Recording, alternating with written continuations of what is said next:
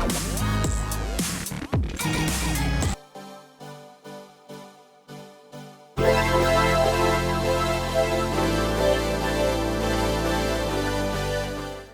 is going on, guys? My name is Brendan. And it's your favorite neighbor, Toefur. And we are the Septic Bros. Today's video is going to be very important to us. This is one of our favorite stories from our college days together. So what basically happened in this, the story that we're going to be telling is our fraternity, we had a little bit of a date function or something you could call it, and we went to a town about 3 hours away, and we kind of stayed there for the weekend, got away from all the school, all that kind of stuff, and we're gonna dive into the details. Some crazy stuff happened, especially to me.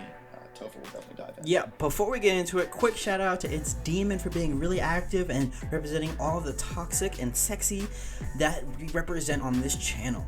All right, so before MVP, the TSA, man. All right, so let's say we're gonna call this area Scranton, for example, not to give out specifics. And then it's like 2-3 hours away from the school. We're driving up there. Me and my crew, we go up there a little bit early, probably like 2-3 hours before Brendan goes up there. We're just checking out the house, opening it up. It's a nice little pad, not really a bachelor pad, but more of like a family house. It's got a nice hot tub in the back. So now we're gonna fast forward like 2-3 hours down the road. B, you wanna take it? Yeah, so someone, in my car had a test or something late. It was around midterm season. So we had to drive up a little bit later, and we were the last ones to show up. So, we're going through this snowy pass. It's dark. Everyone's already there partying without us. Yep. And, my buddies and I in the car, the girls in the car, we're like, when we get there, we are going to make a statement. Because, we had the mentality that the party doesn't start until we get in there. Yeah. Toefur can't have any fun until we get in there because his fun is so reliant on the boys. Oh yeah, 100%. It's not a party without. So my I best gave friends.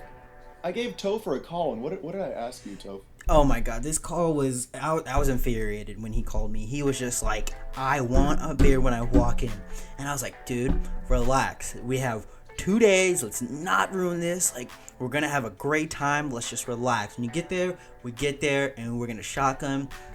But he was really adamant about, I want a beer when I get there. So I went around the house, told everybody, hey, as soon as they walk in, toss Brennan a beer. And what do you know happens? Well, also we had just been getting into beer bonging, which is like a beer funnel, right? So I brought my beautiful beer bong. And what was her name? Brought into the. Her name was Sophia. Yeah. Not important. So we walk into the door. We don't even ring the doorbell. We just walk straight in. Everyone turns, looks straight at us, and it's like, hey, like everyone's here. We can start. We can have a good time. We don't say a word to anyone. We walk in. One of my buddies, we're gonna call him Patrick Starr. The other of my buddy, we're gonna call him Carlito. Okay. Double Carlito. He holds the beer bong and he stands up on the chair, right? Now, Patrick Starr grabs a beer. Everyone is watching. There's 40 to 50 people here. Jaws right? drop. I'm like digging my feet into the batter stance. I'm spitting on my hands. Got some pine tar. I'm ready to do this. And Patrick Starr hucks a Milwaukee's best with some heat. This is a 100 mile an hour fastball at Ricardo. And Ricardo does not have great hands to begin with. No. But he only had one hand because he was holding the beer bong, right? So he bobbles it, right? It's coming towards me. I'm like, oh, let me just reach out my hand and grab it. But Ricardo notices that there are women watching him. And he wants to impress them. Yep. So what proceeded to happen here, Toefur? Well, I guess you could say he had two left hands, and he wasn't able to make the grab and bring it down for the touchdown. And he decided to fumble it instead. And where did he fumble it? He fumbled it right in Brennan's face. 1, 2, left hand. And then the last time he went for it, he absolutely smacked the hell out of it. Right. And it bounced off of where?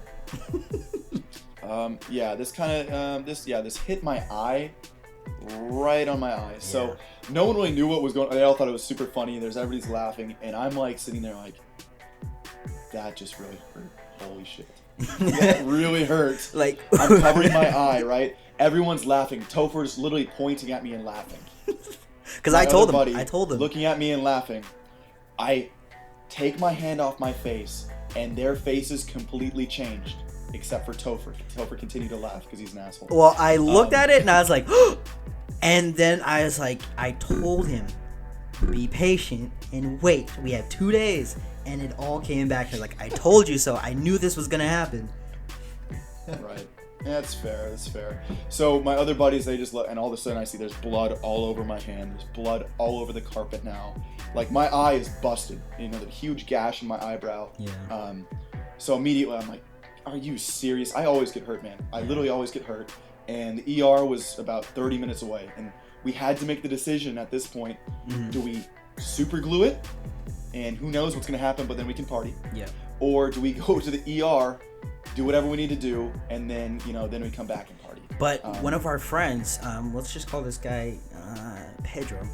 He called his mom because his mom is, I guess, like a nurse or a doctor at the time, and she brought up the notion that possibly it could get infected, and he could possibly lose his eyesight. So that blew everybody's mind. Everybody was so worried. There was one of his dates came over to him, started cuddling him, holding him like a little sweet child. And then one of the other girls that he kind of had like a 90-second fling with, like cook up rice, came over to him too, and they were just battling it out. They had heat in each other's eyes. They were mostly doing it for attention rather than to care about sweet Brendan. And so they were like, we have to take him to the hospital.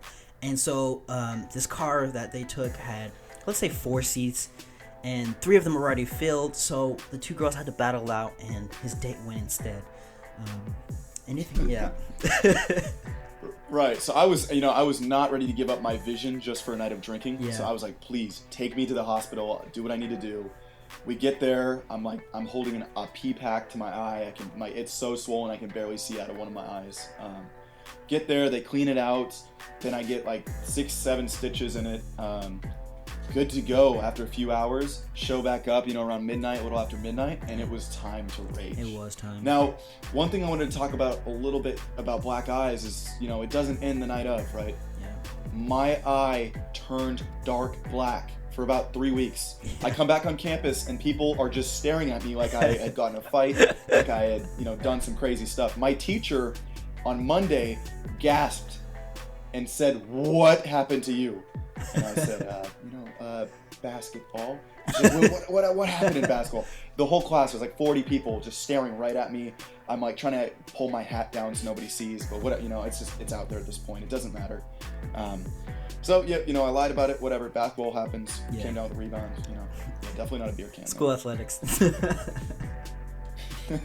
Poor reflexes. Yeah. So I think that's pretty much it for this story, guys. If you enjoyed our crazy stories that we have plenty more to come. Definitely. They only get crazier coming forward. Oh yeah. And the moral of the story is be patient. Good things come to those who wait. Right. And if there's ever a decision between your eyesight or partying, you can always party later. Yeah. Now, this has been a great time. Love you guys all. Peace. Farewell.